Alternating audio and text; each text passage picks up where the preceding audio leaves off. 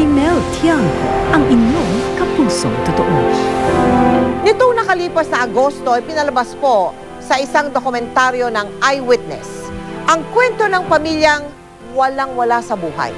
Inilahan ng batikang dokumentaristang si Howie Severino ang mukha ng kahirapan sa pamagitan ng pamilya Pautan. At sapagkat naantig ang puso ni Howie, idinulog niya ito sa tanggapan ng GMA Kapuso Foundation.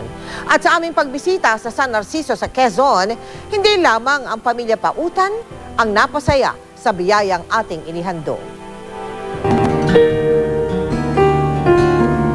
Isang pamilyang salat sa buhay at minsang nangarap na magkaroon ng sapin sa paa at bagong damit.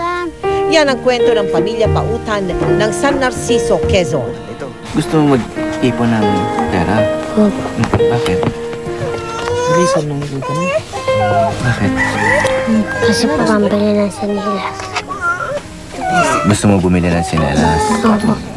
Dahil sa dokumentaryong saplot ng Eyewitness, marami sa atin ang nakaunawa kung paano mamuhay ang mga taong salat sa mga bagay na payak, katulad ng tsinelas. Kami sa GMA Kapuso Foundation, hindi rin nag-atubili na tugunan ang sitwasyon ni na Daniel, Elena at Christine Pautan at pati na rin ang kanilang mga kaeskwela. Tinahak namin ang malayong daan patungo sa Binay Elementary School sa Narciso, Quezon, kung saan sinalubong naman kami ng mga tuwang-tuwang mga bata.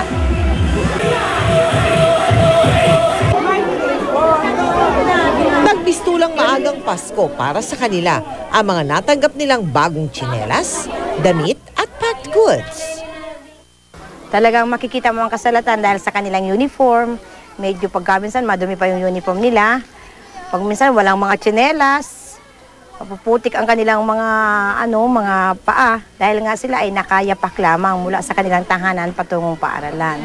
Iniabot din ng Kapuso team sa pamilya Pautan ang mga regalong pinadala ng mga kapuso nating nakapanood sa kanilang kalagayan.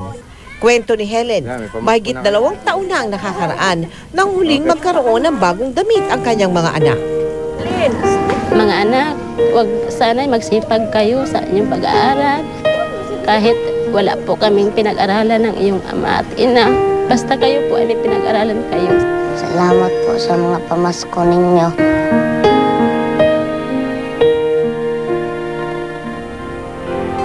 Talaga naman nakakataba ng puso na malaman na ang mga pinagkaloob nating ordinaryo, simpleng sapato, simpleng sandalyas ay nagsisilbing malaking inspirasyon para mas lalong sipagin sa pag-aaral ang mga taga Binay Elementary School.